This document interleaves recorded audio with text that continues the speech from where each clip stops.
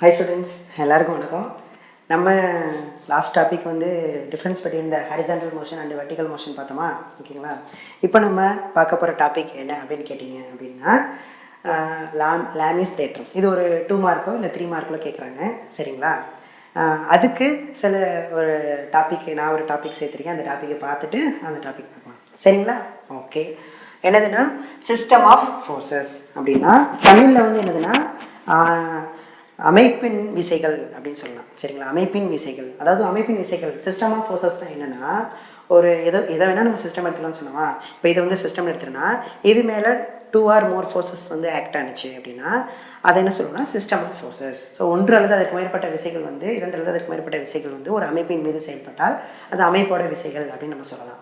இங்கிலீஷில் if 2 or more forces acting on the system is called system of forces அப்படின்னு நம்ம சொல்லலாம், ஓகேவா? ஒரு சிஸ்டத்து மேலே 2 அல்லது அதற்கு மேற்பட்ட விசைகள் வந்து செயல்பட்டுச்சுன்னா அதுதான் என்னது சிஸ்டம் ஆஃப் ஃபோர்ஸஸ். ஓகே, அதில் வந்து ஒரு 3 டைப் இருக்குப்பா. என்னென்ன டைப்னா, நீ ஏற்கனவே கைனமேட்டிக்ஸில் வெக்டார் படிச்சிருப்ப, போய் எடுத்து பாருங்க. என்ன படிச்சிருப்ப அப்படின்னா கொலினியர் வெக்டார், கோப்ளானர் வெக்டார் அப்படின்னு படிச்சிருப்பீங்க, சரிங்களா? அதை போய் எடுத்து பாருங்க. அதே மாதிரி தான் இந்த சிஸ்டம் ஆஃப் ஃபோர்ஸஸும், ஏன்னா ஃபோர்ஸ் வந்து வெக்டார் இல்லை, சரிங்களா? இப்போது இந்த கொலினியர் ஃபோர்ஸஸை பார்க்கலாமா? பாருங்க, இதில் 3 டைப் இருக்கா. ஸோ ஃபஸ்ட்டு டைப் பார்த்தீங்கன்னா கொலினியர் ஃபோர்ஸஸ், நோட் பண்ணிக்கோங்க, சரியா? கொலினியர் ஃபோர்ஸஸ், ரெண்டாவது வந்து கோப்ளானர் ஃபோர்ஸஸ், மூணாவது வந்து கன்கரண்ட் ஃபோர்ஸஸ், ஓகேங்களா? தமிழில் எழுதியிருக்கேன், கவலைப்படாதீங்க. ஒரு கோட்டு விசைகள், ஒரு தள விசைகள், ஒரு மைய விசைகள், ஓகேவா? ஓகேவா, சரி. அது என்ன சார் கொலினியர் ஃபோர்ஸஸ்னால் என்ன சார் அப்படின்னு கேட்டிங்கன்னா, கவனிங்க. கொலினியர் ஃபோர்ஸஸ்னால் ஒன்றும் இல்லை, என்னது இதானே ஒரு கோடு, ஓகேவா? ஒரு லைனு, ஒரே லைனில் எல்லா ஃபோர்ஸுமே இருக்கும். எப்படி இருக்கும்? ஒரே லைனில் எல்லா ஃபோர்ஸுமே இருந்துச்சு அப்படின்னா அதுதான் என்னது ஒரு கோட்டு விசைகள், கொலினியர் ஃபோர்ஸஸ். இங்கிலீஷ் பாருங்க, இங்கே பாருங்க, லைன் ஒரு வார்த்தை இருக்கா? என்ன வார்த்தை இருக்குப்பா? லைன் ஒரு வார்த்தை இருக்கா? அப்போ எல்லா ஃபோர்ஸும் எப்படி இருக்கும்? லைன்லேயே இருக்கும், சேம் லைன்லேயே இருக்கும். அப்போது கவனிங்க, இதான் ஒரு லைனு, இந்த லைன்லேயே F1 F2, இந்த பக்கம் F3 F4. ஸோ இந்த 4 ஃபோர்ஸு எதில் ஆக்ட் ஆகுது? ஒரே லைனில் ஆக்ட் ஆனிச்சுன்னா, ஒரே கோட்டில் ஆக்ட் ஆனிச்சுன்னா அதுக்கு பேர் என்னது? ஒரு கோட்டு விசைகள் அல்லது collinear forces. Okay sir. Next coplanar ஃபோர்ஸஸ்னா, இது ஒரே லைனில் எல்லா ஃபோர்ஸும் இருந்துச்சா? 2 or more ஃபோர்ஸஸ் இருக்குமா? இந்த பாரு, 2 or more ஃபோர்ஸஸ் இருக்கு, ஓகேவா? எப்படி இருக்கு? ஒரே லைன்ல இருக்கு. ஒரே லைன்ல இருந்தா கொலினியர் ஃபோர்ஸஸ், ஒரே பிளேன்ல இருந்தா கோப்ளானர் ஃபோர்ஸஸ். பாருங்க, பிளேன்னு ஒரு வார்த்தை இருக்கா, தளம்னு ஒரு வார்த்தை இருக்கா? தளம்னா 2 ஆக்சஸ் இருக்குமா? எல்லா ஃபோர்ஸும் பாருங்களேன், இங்கே F1, ஓகேவா, F2, ஓகேவா, இந்த F3. ஸோ எல்லா ஃபோர்ஸஸும் ஒரே பிளேன்ல இருக்கிறதுனால இதுதான் ஒரு பிளேன் எடுத்துக்கங்க. இதுலயே எல்லா ஃபோர்ஸும் இருந்துச்சு அப்படின்னா அதுதான் என்னது? Coplanar forces. அடுத்து கன்கரண்ட் ஃபோர்ஸஸ் பார்க்கலாமா? கன்கரண்ட் ஃபோர்ஸஸ்னா என்ன தெரியுங்களா? தமிழில் பாருங்க, மையம், சரிங்களா? ஒரே பாயிண்ட்ல எல்லா ஃபோர்ஸுமே இருக்கும். ஒரே மையத்தில் எல்லா விசையும் செயல்படும். ஒரு மையத்தில் 1 அல்லது 3 விசைகள், அதுக்கு மேற்பட்ட விசைகள் செயல்பட்டால் அது என்னது? Concurrent forces. அப்போது இங்கேருந்து சும்மா ஒரு F1, ஓகேவா, அடுத்தது ஒரு F2, அப்புறம் இங்கே F3. பார்த்தீங்களா, 3 ஃபோர்ஸஸ் எங்கே ஆக்ட் ஆகுது? ஒரே பாயிண்ட்ல ஆக்ட் ஆகுது. அதான் என்ன ஃபோர்ஸஸ்? Concurrent forces. நோட் பண்ணுங்க. இது புரிஞ்சாதான் நம்ம வந்து எந்த தியரத்தை புரிஞ்சுக்க முடியும்னா லாமிஸ் தியரத்தை புரிஞ்சுக்க முடியும், லாமியின் தேற்றத்தை நம்மளால புரிஞ்சுக்க முடியும், ஓகேங்களா? ஓகே, என்னப்பா சொல்லியிருக்காங்க சார்? நீங்கள் என்ன சொன்னீங்க? சிஸ்டம் ஆஃப் ஃபோர்ஸஸ்னா சிஸ்டத்து மேலே 2 or 1 or 2 ஃபோர்ஸஸ் வந்து ஆக்ட் ஆனிச்சு அப்படின்னா அதான் சிஸ்டம் ஆஃப் ஃபோர்ஸஸ். அது ஒரு 3 டைப் இருக்குன்னு சொன்னீங்க. ஒன்று வந்து கொலினியர், கோப்ளானர், கன்கரண்ட். ஒரு கோட்டில் செயல்படுற விசைகள், ஒரே தளத்தில் செயல்படுற விசைகள், ஒரே மையத்தில் செயல்படுற விசைகள். அந்த பேர்லேயே இருக்குது சார். இந்த கொலினியர் ஃபோர்ஸஸ்னா ஒரே லைனில் எல்லா ஃபோர்ஸும் இருந்தால் கொலினியர் ஃபோர்ஸஸ் சார். ஒரே பிளேனில் எல்லா ஃபோர்ஸஸ் இருந்தால் அது கோப்ளானர் ஃபோர்ஸஸ் சார். ஒரே மையத்தில் எல்லா ஃபோர்ஸும் இருந்துச்சுன்னா அது கன்கரண்ட் ஃபோர்ஸஸ் சார். அப்படிங்கிறத நோட் பண்ணுங்க, பாஸ் பண்ணிக்கோங்க, நோட் பண்ணுங்க, பாஸ் பண்ணிக்கோங்க, நோட் பண்ணுங்க. ஓகே, இப்போ பார்க்கலாமா? லாமிஸ் தேற்றம் பார்க்கலாமா? ஓகே, லாமிஸ் தேற்றம் பார்த்தீங்கன்னா 3 ஃபோர்ஸஸுக்கு சொல்லியிருப்பாங்க. என்ன ஃபோர்ஸஸுக்கு? எத்தனை ஃபோர்ஸஸுக்குப்பா? 3 ஃபோர்ஸஸுக்கு சொல்லியிருப்பாங்க. அதில் எந்த சிஸ்டம் ஆஃப் ஃபோர்ஸஸுக்கு லாமிஸ் தியரம் வந்து அப்ளிகபிள்? எல்லா சிஸ்டம், இந்த 3 சிஸ்டம் ஆஃப் ஃபோர்ஸஸ்க்கும் அப்ளிகபிளா, இல்லை எந்த சிஸ்டத்துக்கு மட்டும், எந்த சிஸ்டம் ஆஃப் ஃபோர்ஸஸ்க்கு மட்டும் அப்ளிகபிள், எதுக்கு மட்டும் அப்ளை பண்ணலாம் அப்படின்னு கேட்டிங்கன்னா ஸோ உங்கள் புக்கில் இருக்கும், எடுத்துக்கோங்க. சரிங்களா? என்ன எதுக்கு அப்ளிகபிள் பாருங்கள், பார்க்கலாமா? லாமிஸ் தேற்றத்தை பார்க்கலாமா? ஸோ என்ன சொல்லுவாங்கன்னா, ஈக்லிபிரியம்னு ஒன்று இருக்குப்பா. தமிழில் என்னென்னா சமநிலை அப்படின்னு. சரிங்களா? இந்த தேற்றம் எப்படி சொல்லியிருப்பாங்கன்னா, எந்த சிஸ்டம் ஆஃப் ஃபோர்ஸை சொல்லியிருப்பாங்கன்னா, கன்கரண்ட்டுக்கும் கோப்ளானருக்கும் சொல்லியிருப்பாங்க. சரிங்களா? கன்கரண்ட்னா சார் ஒரே பையத்தில் இருக்கும், கோப்ளானர்னா சார் ஒரே தளத்தில் இருக்கும், ஒரே பிளேனில் இருக்கும் எல்லா விஷயமும். அந்த விசைகளுக்கு, அந்த சிஸ்டம் ஆஃப் ஃபோர்ஸஸுக்கு இந்த லாவை அப்ளிகபிள் பண்ணியிருப்பாங்க. மொத்தம் எத்தனை ஃபோர்ஸ் சொன்னேன்? 3 ஃபோர்ஸஸ் சொன்னேன். அப்போ 3 ஃபோர்ஸஸ் ஆக்ட் ஆக போகுது. கவனிங்க, இங்கே பாருங்க ஒரு பாயிண்ட்ல.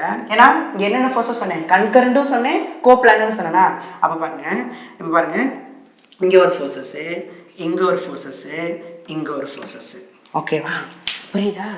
அப்போ பாருங்க, இதுக்கு பேர் F1 அப்படின்னு வச்சுக்கிறேன், இதுக்கு பேர் F2ன்னு வச்சுக்கிறேன், இதுக்கு பேர் F3ன்னு வச்சுக்கிறேன். எத்தனை ஃபோர்ஸஸ்? 3 ஃபோர்ஸஸ். எல்லா ஃபோர்ஸஸ் தெரியுதா? கண்ணு பாருங்க, எல்லா ஃபோர்ஸஸும் எங்கே இருக்கு சார்? ஒரே பாயிண்ட்ல இருக்கு சார். அப்போ இது என்ன ஃபோர்ஸஸ்ன்னு சொல்லலாம் சார்? கன்கரண்ட் ஃபோர்ஸஸ்ன்னு சொல்லலாம் சார். ஸோ இதெல்லாம் ஒரே பிளேன்ல இருக்கு சார். இதெல்லாம் எப்படி இருக்கு? இதெல்லாம் ஒரே பிளேன்ல இருக்கு சார். ஒரே பிளேன்னா தளத்துல இருக்கு சார். அப்போ லாமிஸ் தியரத்தை சொல்ல போறேன். நோட் பண்ணுங்க, நோட் எடுத்து நோட் பண்ணுங்க. ஃபர்ஸ்ட் வீடியோ நல்லா கவனிச்சுக்கோங்க, நோட் பண்ணிக்கோங்க. என்னதுன்னா பாருங்க சார், 3 ஃபோர்ஸஸ் சார், 3 விசைகள் சார். நான் இங்கிலீஷில் சொல்லிடுறேன், அப்புறமா தமிழில் சொல்கிறேன். சரிங்களா? இங்கே பாருங்க, 3 ஃபோர்ஸஸ். ஓகே, 3 என்ன ஃபோர்ஸஸ் சார்? ஒரே பாயிண்ட்ல இருக்கு sir. 3 concurrent and coplanar forces. என்னது? 3 concurrent and coplanar forces act ஆகுது. அது எப்படி இருக்குன்னா சமநிலையில் இருக்கு. சமநிலைன்னா ஈக்லிபிரியத்தில் இருக்கு. அப்போ எப்படி சொல்லலாம்? இங்க பாருங்க, if A இதுதான், இது ஒரு சிஸ்டம். இது என்னப்பா? இது ஒரு system. if a system of 3 concurrent and coplanar forces and ஓகேவா ஆக்டிங் ஆகுது. எப்படி இருக்குது? is in equilibrium. ஈக்லிபிரியத்தில் இருந்தா எப்படி டிஃபைன் பண்ணலான்னு பார்க்கலாமா? எப்படி டிஃபைன் பண்ணலான்னு பாருங்க. ஆக்டிங் ஆகுது, அது எப்படி இருக்குன்னு பார்க்கலாமா? எப்படி இருக்குதுன்னு. சரிங்களா? பாருங்க எப்படி சொல்றாங்க பாருங்க. இங்க பாருங்க, இந்த 2 ஃபோர்ஸ் இருக்குல்லப்பா, F2க்கும் F3க்கும் ஒரு ஆங்கிள் இருக்கா? அந்த ஆங்கிளை ஆல்ஃபா அப்படின்னு வச்சுக்கிறேன். ஓகேவா? அடுத்து இந்த F1க்கும் F3க்குள்ள ஆங்கிளை பீட்டா அப்படின்னு வச்சுக்கிறேன். அடுத்து F2க்கும் F1க்குள்ள ஆங்கிளை காமா அப்படின்னு வச்சுக்கிறேன். ஓகேங்களா? ஓகே, இதை வச்சு எப்படி சொல்லியிருப்பாங்க பாருங்க. ஈச் ஃபோர்ஸோட இது ஒரு வெக்டாரு, ஃபோர்ஸ் வந்து வெக்டாரு, இது வெக்டார். ஓகேவா? According to Lami's theorem, Lami's தியரத்தை பொறுத்து அக்கார்டிங் டு லாமிஸ் தியரத்தை வச்சு என்ன சொல்லியிருப்பாருன்னா, ஈச் ஃபோர்ஸ் கிடையாது, ஈச் மேக்னிடியூட் ஆஃப் ஃபோர்ஸ், இங்கே பாருங்க, F1 வெக்டார் இப்படி போட்டாங்கன்னா மேக்னிடியூடா? சரிங்களா? இது மட்டும் எழுதுனீங்கன்னா ஃபோர்ஸ் வெக்டார். ஓகேவா? இப்படி மாடுலஸ் போட்டிங்கன்னா இதுக்கு பேர் என்ன சார்?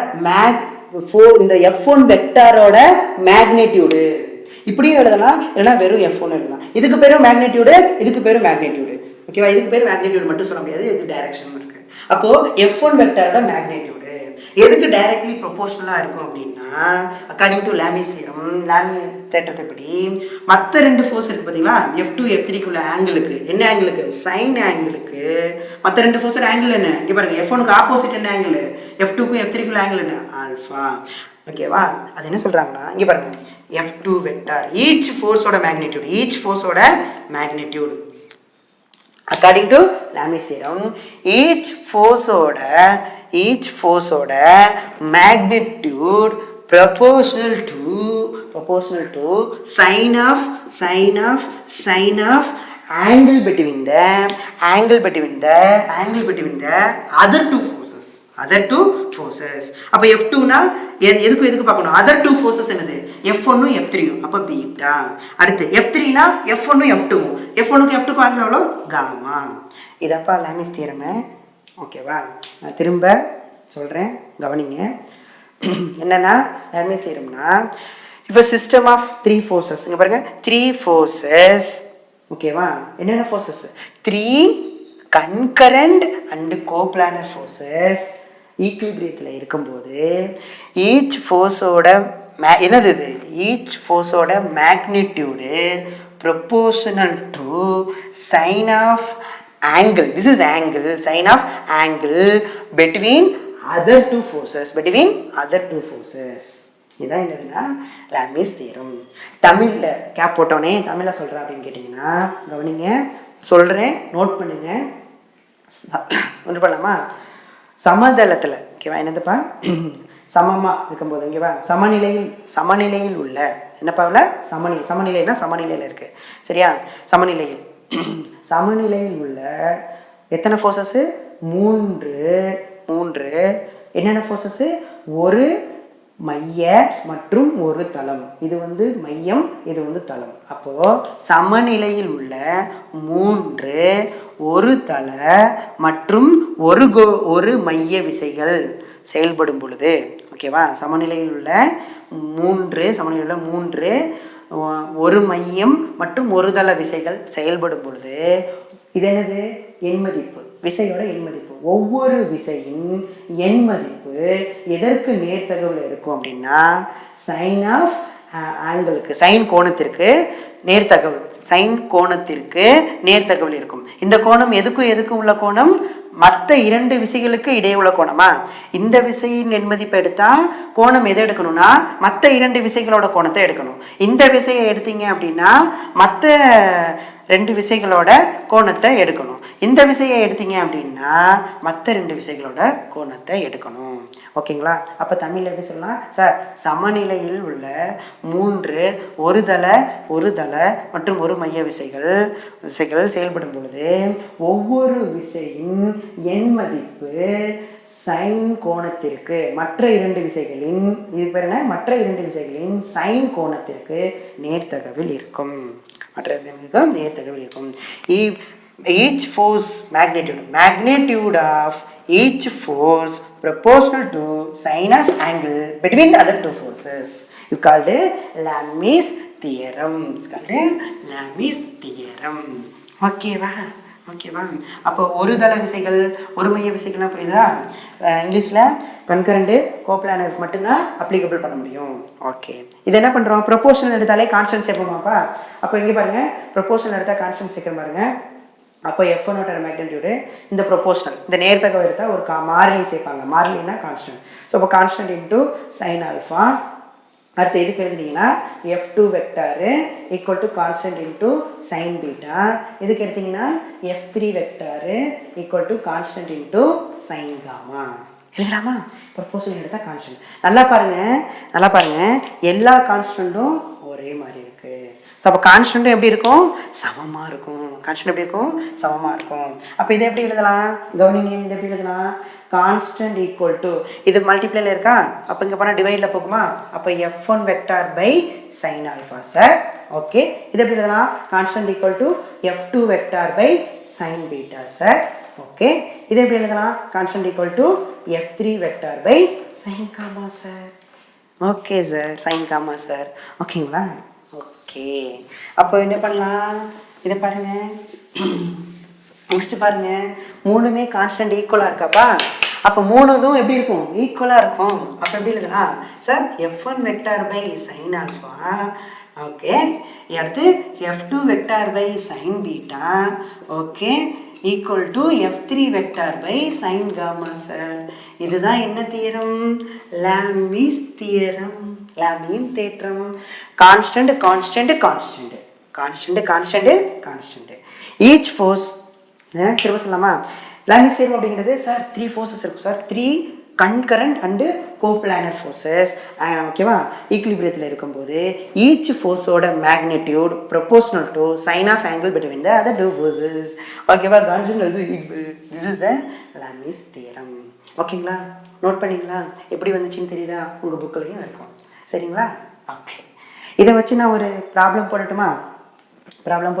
சார் எல்லாத்தையும் நோட் பண்ணிங்கன்னா என்னென்ன நோட் பண்ணிங்க சார்? நீ என்னம்மா சொன்னேன்? இந்த கொஸ்டினை படிக்கிறதுக்கு முன்னாடி நீ கன்கரண்ட்னா என்ன, கோப்ளானர் என்ன, அப்புறம் கொலினி என்னன்னு சொன்னேன் சார். அதை வச்சு தான் இந்த கொஸ்டினை எக்ஸ்பிளைன் பண்ணேன். ஆமாம், எக்ஸ்பிளைன் பண்ணேன். அப்போ தான் இது புரியும் இல்லையா?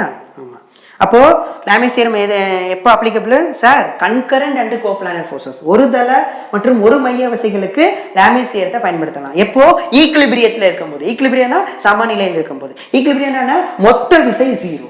ஈக்லிபிரியம்னா மொத்த விசை 0. அப்போ வந்து நம்ம இதை வந்து என்ன பண்ணலாம்னா பயன்படுத்தலாம். சரிங்களா?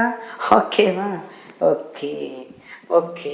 இப்போ நான் என்ன பண்ணுறேன், இந்த தியரத்தை பேஸ் பண்ணி உங்கள் புக்கில் 3.14 ஒரு ப்ராப்ளம் இருக்கா? ஒரு குழந்தை ஊஞ்சலாடுமே, டிங் டிங் டிங் டிங் டிங் ஊஞ்சலாடுமே, அந்த ப்ராப்ளம் போடலாமா? எடுத்துக்கங்க, புக்கில் எடுத்துக்கங்க. 3.14 சம் ப்ராப்ளம் எடுத்துங்க. எக்ஸாம்பிள் என்ன எடுத்துங்க? 3.14 எடுத்தாச்சா? ஓகே. அதில் பாருங்கள், அந்த புக்குக்கு பின்னாடி கொடுத்துருப்பாங்க பாருங்கள் டயக்ராமு. சரியா? அந்த கொஸ்டினில் கொடுத்துருப்பாங்க, ஒரு கொஞ்சம் ஊஞ்சல் ஆடிட்டு இருக்கோம். அப்போ ஆடும்போது பாருங்களேன், இங்கே பாருங்களேன், இப்படி இருக்காப்பா, இங்கே தானேப்பா அந்த இது இருக்கும், அந்த சங்கிலி சொல்லுவீங்களே, சங்கிலி இல்லை கம்பி ஏதோ கயிறு ஏதோ சொல்லுவீங்களா? ஓகே. இங்கே வந்து அந்த அந்த குழந்தை வந்து உட்காந்துருக்குமா? அந்த குழந்தை வந்து கொஞ்சம் கயிறை பிடிச்சிட்டு இப்படி உட்காந்துருக்குமா? ஓகேங்களா? அப்படி உட்காந்துருக்குமா? ஓகே. இப்படி தானேப்பா ஊஞ்சல் ஆடிட்டு இருக்கு. என்ன இந்த கொஸ்டின்ல என்ன கேட்குறாங்க அப்படின்னா, சார் இந்த மாதிரி இந்த பேபி வந்து ஊஞ்சல் ஆடும்போது இது என்னது? இந்த ஸ்ட்ரிங்கு, ஓகேவா? ஸ்ட்ரிங்கு, ஓகேவா? இந்த ஸ்ட்ரிங்கில் எவ்வளோ டென்ஷன் இருக்கும் சார்? அது ஒன்று கொஸ்டின் கேட்குறாங்க. இன்னொரு கொஸ்டின் என்ன கேட்குறாங்கன்னா, இந்த இது மேலே, ஓகேங்களா, இந்த சிஸ்டம் மேலே, இது சிஸ்டம்னு எடுத்திங்கன்னா, இது ஒரு அமைப்புன்னு எடுத்திங்கன்னா, இந்த அமைப்பின் மீது என்னென்ன விசைகள் செயல்படும் அப்படின்னு. ஸோ 2 கொஸ்டின் கேட்டிருப்பாங்க. ஒன்று, இந்த சிஸ்டத்து மேலே என்னென்ன ஃபோர்ஸஸ் ஆக்ட் ஆகுது, இந்த அமைப்பின் மீது என்னென்ன விசைகள் செயல்படுதுன்னு ஒரு கொஸ்டின். இன்னொரு கொஸ்டின் என்னென்னா, இதில் செயல்படுற என்ன ஃபோர்ஸு? இழுவிசை, தட் இஸ் டென்ஷன் ஃபோர்ஸ் என்ன? நான் தான் சொன்னேன்ல, நமக்கு வந்து இந்த ஸ்ட்ரிங்கில் என்ன ஃபோர்ஸ் இருக்குன்னு சொன்னேன், டென்ஷன் ஃபோர்ஸ் இருக்குன்னு சொன்னேன்னா, டென்ஷன் ஃபோர்ஸ் எப்போவுமே ஆப்ஜெக்டை விட்டு வெளியில் இருக்குன்னு சொன்னேன்னா, ஓகே. கண்டுபிடிக்கலாமா? என்னென்ன விசைகள் இருக்குன்னு கண்டுபிடிக்கலாமா? ஓகேவா? First forces acting on the system. Forces acting on the system. தமிழ்ல எழுதிக்கங்க, அமைப்பின் மீது செயல்படும் விசைகள். என்னென்ன விசைகள் செயல்படுது நீங்களே பாருங்களேன். கண்டிப்பா இந்த பேபிக்குன்னு ஒரு மாஸ் இருக்குமா? அந்த மாஸ் இருந்தாலே அதன் மீது அந்த இது மேல என்ன விசை இருக்கும்? புவியீர்ப்பு விசை இருக்குமா? கண்டிப்பாக சார், புவியீர்ப்பு விசை இருக்கும். அப்போ பாருங்கள், இப்போ இதுதான்ப்போ ஒரு ஊஞ்சல் விளாட்றாங்கல்ல, அதுதான் வந்து அந்த சிஸ்டமை நீங்கள் எடுத்துக்கோங்க, அந்த அமைப்பை எடுத்துக்கோங்க. அதில் பார்த்தீங்கன்னா ஒரு மையத்தில் செயல்படுற விசை இருக்கும், ஒரே தளத்தில் செயல்படுற விசை இருக்கும். எப்படி சார்? இங்கே பாருங்களேன், இப்போ இதில் என்னென்ன விசைகள் செயல்படுதுன்னு சொன்னேன். ஒரு விசை சொல்லிட்டேன் சார், இவங்க வெயிட் இருக்கும் சார். அப்போ இவங்களோட வெயிட், அதாவது புவியீர்ப்பு விசை எடுத்து வந்து இது ஒரு ஃபோர்ஸ் கொடுக்கும் சார். என்ன பண்ணுறேன், ஃபஸ்ட்டு ஃப்ரீ பாடி டயக்ராம் வரையணுமா? ஃப்ரீ பாடி டயக்ராம்னா என்ன? தனித்த பொருளின் விசைப்படமா? ஓகே. ஸோ அப்போ என்னென்ன விசைகள் இருக்குன்னு முதல்ல கண்டுபிடிங்க. அதுக்கு முன்னாடி என்னென்ன விசைகள் சார்? ஒன்று வந்து என்ன விசைனா gravitational force sir. Gravitational force sir. அது எப்படி இப்போ ஆக்ட் ஆகும்? கிராவிடேஷனல் ஃபோர்ஸு எப்போவுமே கீழ் நோக்கி ஆக்ட் ஆகும். அப்போது தமிழ் தெரிஞ்சுக்கோங்க, கீழ் நோக்கிய புவியீர்ப்பு விசை. சரிங்களா? கீழ் நோக்கிய புவியீர்ப்பு விசை ஃபார்முலா என்ன? mg. ஓகே. ரெண்டாவது ஃபோர்ஸ் என்ன ஆக்ட் ஆகும்னு நினைக்கிறீங்க? வேற என்ன ஃபோர்ஸ் ஆக்ட் ஆகும்? இங்கே இதில் வெயிட் ஆக்ட் ஆகுதுன்னா இது என்னது? ஸ்ட்ரிங்கா? இது என்னது? ஸ்ட்ரிங்கில் என்ன ஃபோர்ஸ் ஆக்ட் ஆகும்? இழுவிசை ஆக்ட் ஆகுமா? என்ன ஃபோர்ஸ் ஆக்ட் ஆகும்? இழுவிசை எப்பவுமே இதை விட்டு வெளியில தான் இருக்கும். சரிங்களா? இழுவிசை டென்ஷன் ஃபோர்ஸ் ஆக்ட் ஆகும். அப்போ எழுதுங்க, டென்ஷன் ஃபோர்ஸு எது வழியாக ஆக்ட் ஆகுது? இந்த ஸ்ட்ரிங் வழியாக ஆக்ட் ஆகுதா? Along the tension force along the string. Tension force along the string. T. ஓகேவா? ஓகே. இது கொஸ்டின் முடிஞ்சு போச்சுப்பா. ஃபஸ்ட்டு கொஸ்டின் முடிஞ்சிருச்சு. சரி, என்னென்ன ஃபோர்ஸஸ் ஆக்ட் ஆகுதுன்னா, ஓகேவா, டவுன்வேர்டில் ஒரு புவியீர்ப்பு விசை ஆக்ட் ஆகும். அப்புறம் பார்த்தீங்கன்னா இந்த ஸ்ட்ரிங் வழியாக டென்ஷன் ஃபோர்ஸஸ் வந்து ஆக்ட் ஆகும். 2 ஃபோர்ஸஸ். இது எப்படி இதில் என்ன கேட்குறாங்க? ரெண்டாவது கொஸ்டின், இந்த டென்ஷன் ஃபோர்ஸ் என்ன அப்படின்னு கேட்குறாங்களா? கண்டுபிடிக்கலாமா அந்த டென்ஷன் ஃபோர்ஸ் என்னன்னு? அப்போ இந்த ஃப்ரீ பாடி டயக்ராமுக்கு முதல் ஸ்டெப்பே இவங்க சிஸ்டம் எடுத்தாச்சு. இவங்க மேலே செயல்படுற ஃபோர்ஸஸ் எல்லாம் கண்டுபிடிச்சாச்சு. தமிழில் கீழ் நோக்கிய புவியீர்ப்பு விசை, கம்பியின் வழியாக செயல்படும் இழுவிசை. ஓகேவா? விசையை கண்டுபிடிச்சோன்னே டயக்ராம் வரையணும். டயக்ராம் வரையும் போது இந்த சிஸ்டத்தையும் ஒரு பாயிண்ட்டாக எடுத்துக்கணும்னு சொல்லியிருக்கேன். எடுத்துக்கிட்டேன், கவனிங்க. இப்போது புவியீர்ப்பு விசை எங்கே இருக்கும் சார்? இங்கே இருக்கும் சார். இது வந்து mg சார். சரிப்பா, m × g. வேற என்ன ஃபோர்ஸஸ் இருக்கு சார்? இந்த வழியா ஒரு டென்ஷன் ஃபோர்ஸ் இருக்கு சார், இந்த வழியா ஒரு டென்ஷன் ஃபோர்ஸ் இருக்கு சார். நீங்க டென்ஷனை இப்படி வரையக்கூடாது. டென்ஷனுங்கிறது இழுவிசை இழுவிசை இழுவிசை. ஓகேவா? ஸோ இதுதான் ஃப்ரீ பாடி டயக்ராம். அதாச்சா? ஓகேவா? இப்போ பாருங்களேன், லாமிஸ் எடுத்து இதையும் பாருங்களேன். 3 ஃபோர்ஸஸ் ஆக்டிங் ஒரே பாயிண்ட்ல இருக்கு, ஒரே பிளேன்ல இருக்கு. அப்போ 3 கன்கரண்ட் அண்ட் கோப்ளானர் ஃபோர்ஸஸ் இருந்தால் ஈச் ஃபோர்ஸஸ் என்னப்பா, ஈச் ஃபோர்ஸஸ் மேக்னிடியூட் வந்து மற்ற 2 ஃபோர்ஸோட ஆங்கிளுக்கு ப்ரொபோஷனலாக இருக்குமா, சைன் ஆங்கிளுக்கு ப்ரொபோஷனலாக இருக்குமா, அதை வச்சு இந்த டி என்னன்னு கண்டுபிடிக்கலாமா? ஓகே, நான் கொஞ்சம் வேணா பெருசாக வரைஞ்சிக்கிட்டுமா? கவனிங்க எப்படி வரையுதுன்னு பாருங்க சார். இந்த சிஸ்டத்தை சேர்த்து மொத்தமாக ஒரு பாயிண்ட் வச்சுக்க சொன்னீங்க சார்.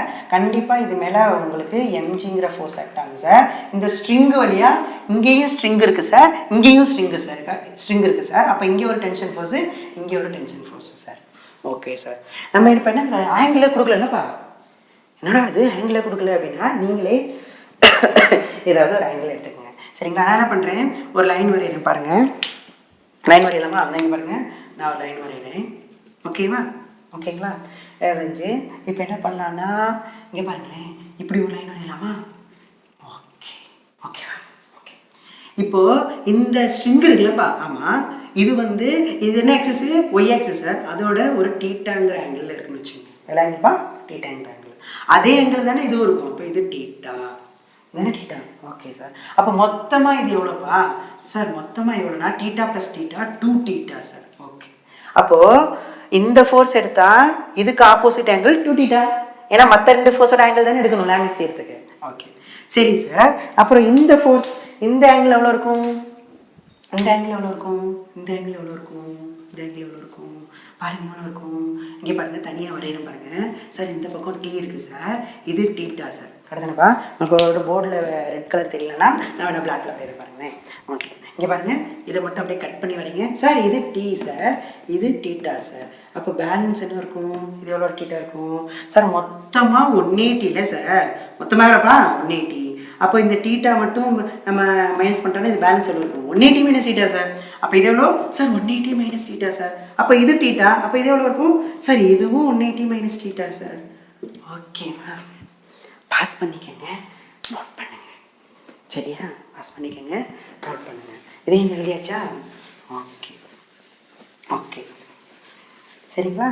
ஓகே, இப்போ நான் என்ன பண்ணுறேன், அந்த ஆங்கிளை மட்டும் தனியாக வரையணும் பாருங்க சார். இங்கே டி சார், இங்கே டி சார், இங்கே எம்ஜி சார். நீங்கள் என்ன சொன்னீங்க தெரியுமா? இந்த ஒரு லைன் வரைய சொன்னீங்க சார். இதை டீட்டான்னு எடுக்க சொன்னீங்க சார். இதையும் டீட்டான்னு வரும் சார். மொத்த ஆங்கிள் வந்து 2 டீட்டா சார். இது டீட்டானா இது பேலன்ஸ் வந்து 180 மைனஸ் டீட்டா சார். இது எவ்வளோனா இதுவும் 180 மைனஸ் டீட்டா சார். அப்போது இந்த ஃபோர்ஸ் எடுத்தீங்கன்னா இதுக்கு ஆப்போசிட் ஆங்கிள்னு சொல்லலாம், இல்லை மற்ற 2 ஃபோர்ஸ்க்குள்ள ஆங்கிள் எடுத்துக்கலாம். ஓகேவா? அப்போ என்ன பண்ணலாம் லாமிஸ் செய்யணும் சார். இங்கே பாருங்க, இந்த ஃபோர்ஸு ஷார்ட்டா, இந்த ஃபோர்ஸு இதுக்கு opposite angle sir. 180 minus theta sir. என்ன ஆங்கிள் போடணும்? Sine of 180 minus theta sir. இது ஈக்குவலாக இருக்கும். எதுக்கு? இது இந்த ஃபோர்ஸ் எடுத்தால் இதுக்கு ஆப்போசிட் ஆங்கிள் இது by sine of 180 minus theta sir. ஏன்னா போய் பாருங்க, லாமிஸ் எடுத்த கடைசி ஸ்டெப் தானே, sine angle sine angle sine angle. இது என்னது? எம்ஜிக்கு ஆப்போசிட் ஆங்கிள் வரும் sir 2 theta sir. MG by sine 2 theta sir. ஓகேவா? ஸோ மேக்ஸ் படி sine 180 minus theta sine theta தெரியல சரிங்களா? 90யும் 270யும் வந்தால் தான் சைனு காசாக மாறும், காசு சைனாக மாறும். 180லாம் வந்தால் மாறாது. So sine 180 minus theta sine theta. அதே மாதிரி sine 180 minus theta sine theta. ஓகேவா? ஈக்குவல் டு எம்ஜி பை மேக்ஸில் படிச்சிருப்பீங்களே, சைன் 2 டீட்டானா 2 சைன் டீட்டா காஸ் டீட்டான்னு படிச்சிருப்பீங்களே. ஆமாம் சார், படிச்சிருக்கோம் சார். ஓகே, இப்போ என்ன பண்ணுறேன், எனக்கு என்ன கேட்குறாங்க கொஸ்டினில் சார்? டென்ஷன் கேட்குறாங்க சார். அப்போ இதை மட்டும் ஈக்குவேட் பண்ணிக்கலாமா? எதை ஒன்று, இதையும் ஈக்குவேட் பண்ணாலும் சரி, இதையும் ஈக்குவேட் பண்ணாலும் சரி, இதையும் ஈக்குவேட் பண்ணாலும் சரி. அப்போ ஈக்குவேட் பண்ணுங்க. அப்போ டி ஈக்குவல் டு இங்கே பாருங்கப்பா, இது ஈக்குவேட் பண்ணால் இந்த சைன் டீட்டாவும் இந்த சைன் டீட்டாவும் கேன்சல் ஆயிருமா?